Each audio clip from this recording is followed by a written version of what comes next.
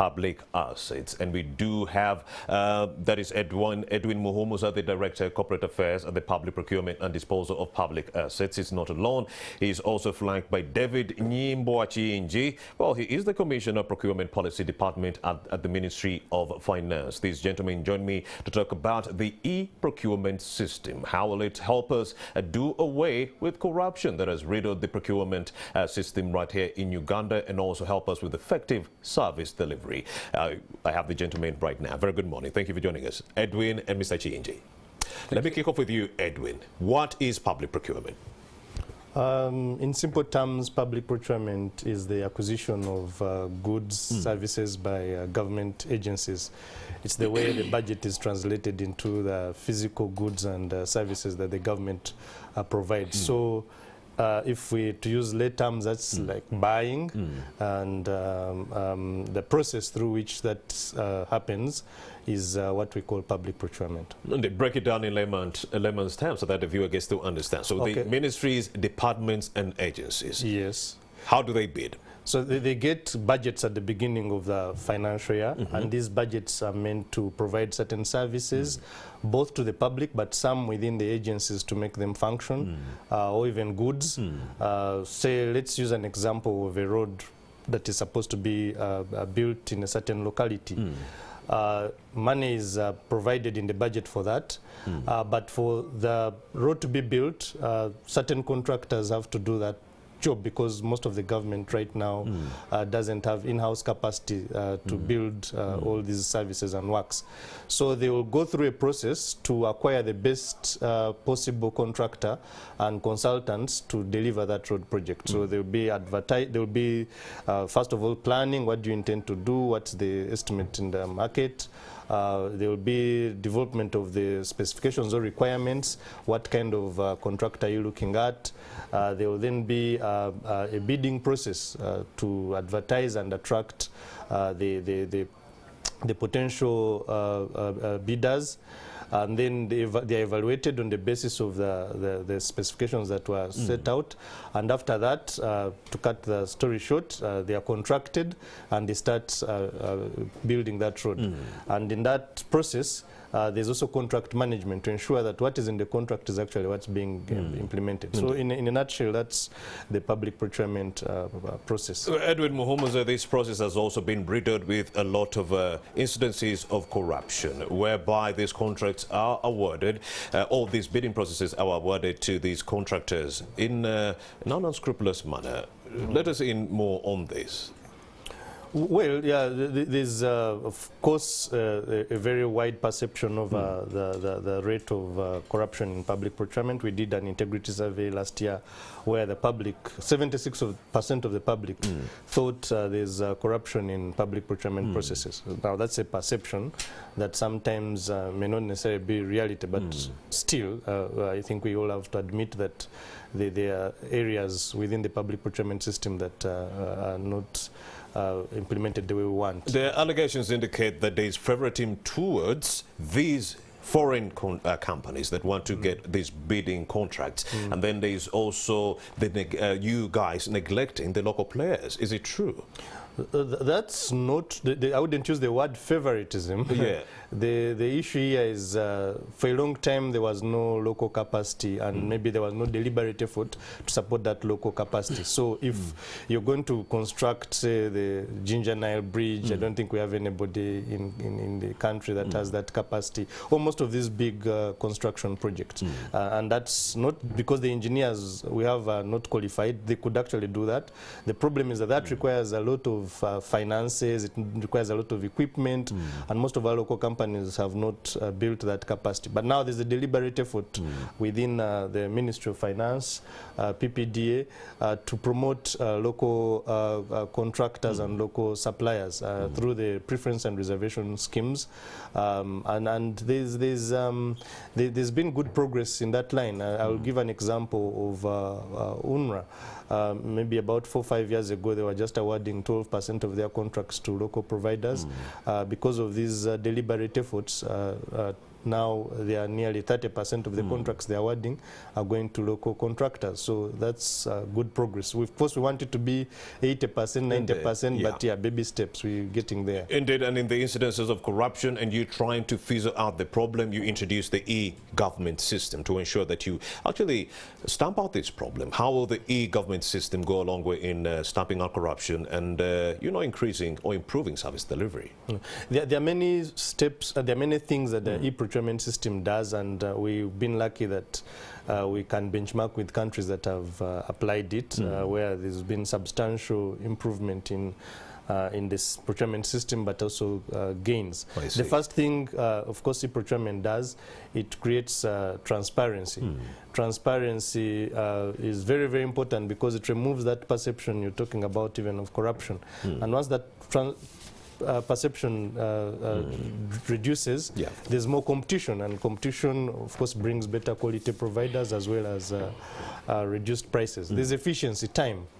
The longer these processes take, the more the private contractors or suppliers feel a need to lubricate the system, and that means, of course, sometimes corruption. So once you have a system that enables efficiency, then, of course, that also helps reduce on corruption. The other is that an e-procurement system provides accountability, because there's a track. It's very easy to track where things are going. And we have seen that with the integrated financial management system. Anybody who does anything can be tracked. If I tampered with any process, it's very easy, because you create what they call an audit trail. So, and you can also be able to know which contract has received so many contracts from the PPDA, so that you also give chances to other people. Yeah, and that's something we're actually working on, to have some form of contractor reference portal, which, like the way the Credit Reference Bureau happens, at times without an e-procurement platform, it was very difficult to know how many contracts somebody has. So there was this tendency of having a few contractors who are overburdened, and that affects their ability to execute certain contracts, and yet you have others who have no work. So if we create a balance, and this is not necessarily to say that we will in a way try to ration contracts. No, it's to have information that enables decision making on the capability of a certain contractor to execute all contracts. So and if also I have equity distribution, if I have 3 sets of equipment, that means I should be able to do 3 roads. So if I get 10 contracts, it will be difficult, because it means I'm splitting these sets of equipment across the year. So an e-procurement system enables the entities or government agencies to detect and see how burdened you are already before they give you more work. All right, that is Edwin Muhumuza, the Director of Corporate Affairs at the PPDA, giving us a brief preamble into this main conversation on the e-GP system that is going to be used to actually improve service delivery in government's procurement system. Let's also bring in the Commissioner Procurement Policy Department under the Ministry of Finance. That is none other than Mr. David Nyimboa-Chiyinji. He's also joining me right now on set. A very good morning, David. Good morning. All right, David, let's talk about prudent procurement practices. How can they contribute to the country's GDP? Prudent... Because we started from corruption. Yeah. So how would prudent practices would really help the government to save money. It will help government to save resources like time. It will help government to effectively have services on time. Indeed. Because let me just give you an example. If you didn't have a prudent procurement practices and bought a kilometer of a road, $3 million. Wow. If you had a good system, inflated price. No, I'm just if there are no prudent practices. Yes, if there are prudent practices, and you bring it to $1 million, okay, instead of 3. I'm just giving a hypothetical example. The 2 will be an additional kilometers to the taxpayer. Indeed. So what does it mean? That when you have prudent procurement practices, you get value for money for whatever you spend, and then you have more services delivered to the public. I see. At a low cost. At an appropriate cost. Because low prices may not necessarily be the best price, by the way. lowest price is not the best price. Indeed. It's the appropriate price, I would say. Because we could get the lowest price from a contractor who's not going to execute a very good job. Definitely. Whether the contractor, whether you're buying a motor vehicle, Indeed. if you bought at a better price, then instead of having 1 unit, you can have 2 units. So more people getting more money. So in other words, if you look at our budget of about 44 trillion, 60% is going through procurement. So if you could have better practices and you saved 20% of that money, then it means more services are being offered to the taxpayer. Besides saving money on the part of government and the taxpayer, what else would be birthed from prudent practices of procurement? Reputation. I see. If you have a good system, people, more suppliers will come and participate. And trust you. Other than having fewer people trusting your system. If you have this EGP, there are more providers that will be coming on board. So definitely there will be better services and more better reputation, and taxpayers will be more satisfied. And with regards to the government's reputation. And what else? Is this to do with cost? Is this to do with what you just mentioned? What else? What else? Definitely there are many advantages of having prudent practices, apart from what I've said, but also you have a professional team. Professionalism, once you have prudent practices, it means that you're going to have people who are really competent in doing whatever they are doing. We believe that once you have a prudent system, we believe that the productivity of your human resource will increase. There'll be, if you have a good prudent procurement system, which also encourages local providers, definitely there'll be more people getting employed.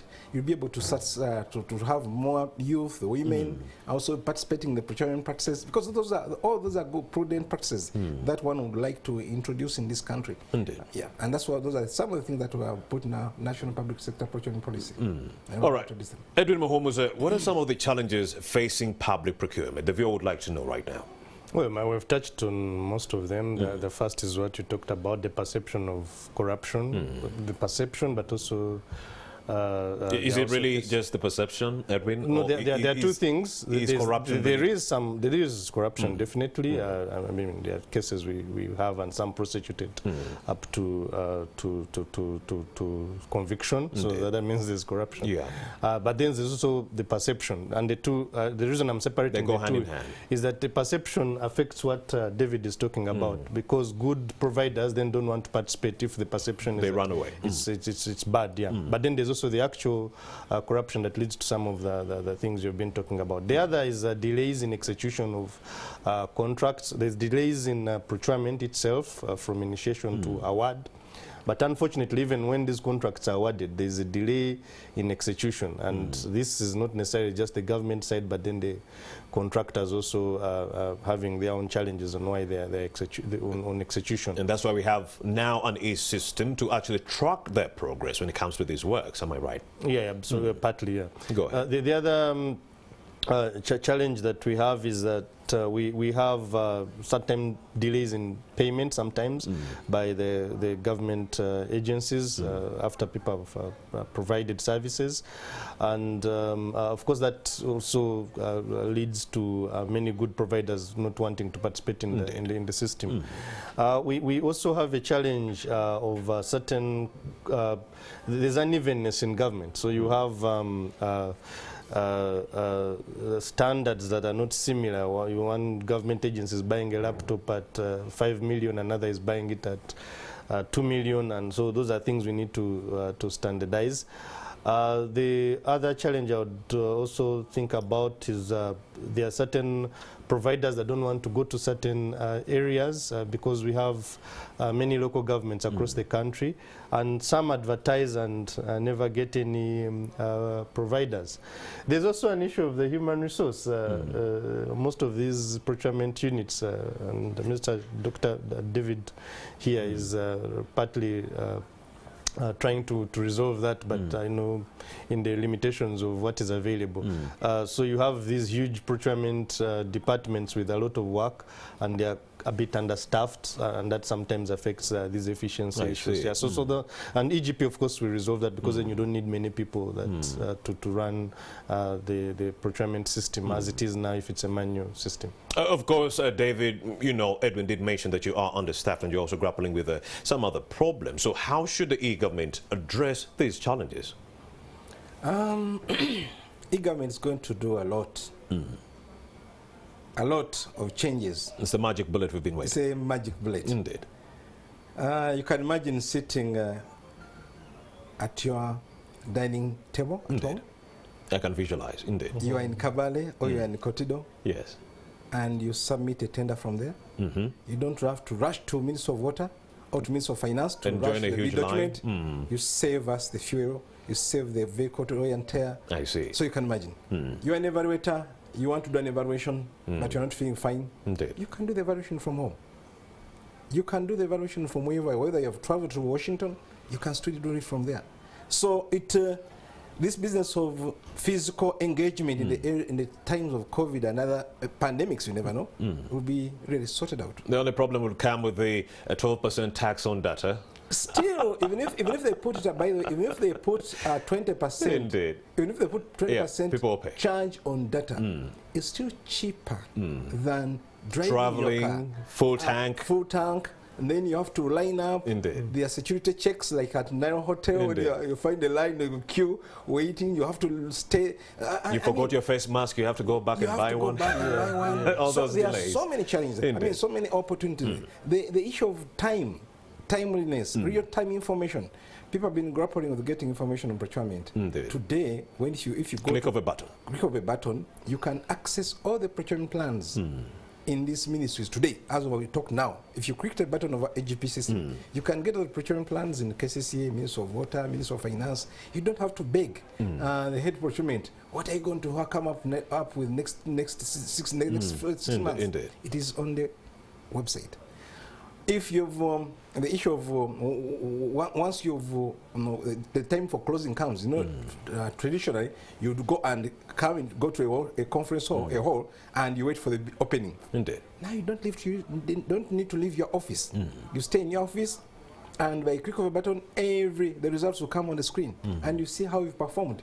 You don't have to be told that these people read the wrong figure, but everything will be on the screen, and you have real-time information. So there are many, many benefits. Payments, we are planning, although we've not reached that level of even using mobile money, but the way forward is we want to make sure that payments are made by mobile money. Today, with the EGP is integrated with IFMIS, EGP integrated with IFMIS, the moment you get a purchase order, you get an SMS message that you have a purchase order. If you have a payment, this will be you'll be getting a notification that you don't have to run to the ministries. How is our payment? As my colleague here has mentioned, the transparency will be 100%. And this business of saying somebody tap, those people in the PDUs remove our papers, there will be no more, because there will be no more physical documents. If you went to a number of these government ministries, they have stores full of documents.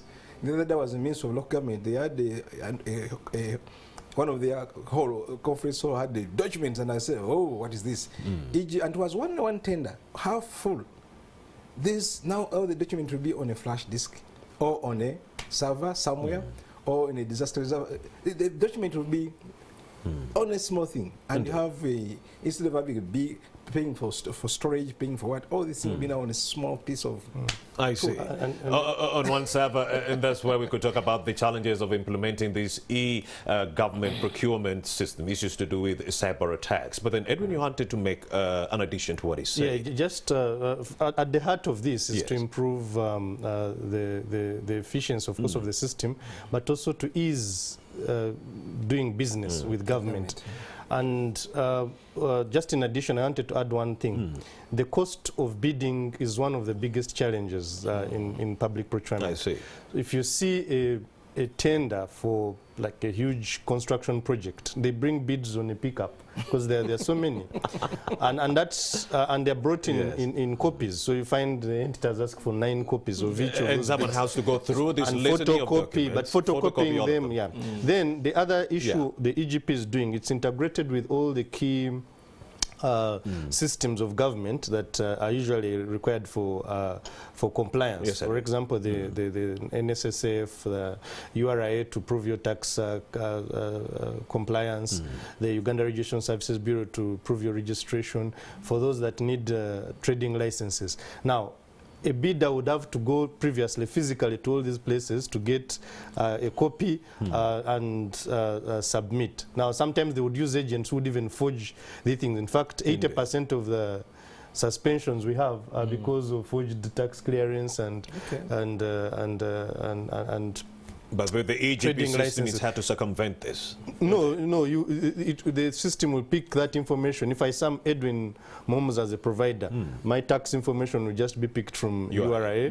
My registration will be picked from URSB, and like that. So it creates that convenience for the providers that we need to emphasize. This opportune moment, the viewer would like to know what are some of the risks that the implementation of the e-government procurement system faced, and how should government implement those challenges that you did discover? Of course, we've the first is change, mindset change. We've been running manual systems for over 17, no even before that, because the tender boards were also manual. So you just creating a total overhaul.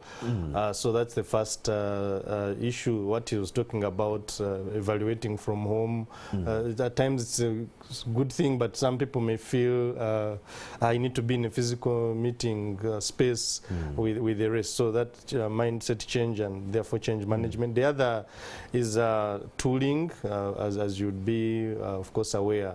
We are not at the same stage in the whole country. There are those that don't have maybe fast internet, but that's being resolved by a government project that is trying to provide internet services across the country under NITA-U. The other challenge, and we're resolving that by scaling. We're not going all government at the same time. So we're piloting initially with 12, and I think we're adding 15. Then we're going to scale up to when we get to the nearly 400 government agencies. The other is, of course, training. I mean, public procurement has hundreds of thousands of potential providers. All of us are potential providers in one way or another. So to create that mass of people who have been trained on the application of the system is another challenge that we have to embark on, and that this is part of that. Lastly, of course, these problems we've been talking about in public procurement, they are beneficiaries of, they are people who benefit from that, that inefficiency. So you expect they will not be necessarily very happy about it. And I'm not necessarily saying just government staff, but also many times the providers, this private sector. There are those who benefit from that curfew, as they say. So the resistance is something that we anticipate. Exactly, and the ways around it is really a robust change management system that we need to develop, identifying those that we can have. But we have huge support. We need to credit the Ministry of Finance. And Ministry of Finance, particularly the Accountant General's Office, has very wide experience in application and adoption of these systems. They've run the integrated financial management system for I mean 18 years now, whatever. 18 years. And they have been a benchmark around the region. So we're tapping into that experience. There are, of course, fears that people will have on the security of the system. That what if I put my bid and somebody hacks into the system? Hacks into the system, sees my price, and therefore they put there something better. Exactly. And in the event of that happening, what do you do? We are working with the Minister of Finance, of course, as I said, the IFMIS. We're working with the Minister of ICT and NITA-U to have the best possible security for the system. And I'm comforted by the fact that, I mean, if Miss is where money actually moves, so if Miss is relatively safe, then we can use that experience to make this safe. And of course, the e-government procurement system is that magic bullet we've been waiting for, because during the COVID-19 pandemic and the consequent lockdowns, it was hard for people to move from one place to another. Cars were not being allowed to move. So I'm thinking, how would you transport those truckloads of bidding proposals from point X all the way to where you need to get them to in order to get that deal signed? So it would have been so hard. The EGP system, if you're in Kabale, you just, with the click of a button, actually send your bidding proposal to the PPDA, and they'll be able to receive it in the nearest or shortest time possible. But yet again, is there a regulatory framework in place to guide the use of the EGP system? David? Yeah, government, there is an Electronic Transaction Act that allows government to use electronic systems. But at the same time, as far as the procurement process is concerned, we also have we have incorporated e-transactions in our amended PPD Act. You know, in July, in this year, on 1st July, we came up with an amended Act. We now have a new Act which recognizes electronic transactions, electronic archiving. So we are safe. And we also have currently guidelines on EGP, which we are upgrading to regulations to make sure that they are more abiding to regulations. So really, the legal framework is okay now. All right. Okay. All right, David Nyimboachinji, thank you very much. And also Edwin Muhumuza, Director Corporate Affairs at the Public Procurement and Disposal of Public Assets Authority. Thank you very much, gentlemen, for having made the time to speak to us. And of course, you're still watching Morning at NTV. A break is in the offing, but we return shortly with more information.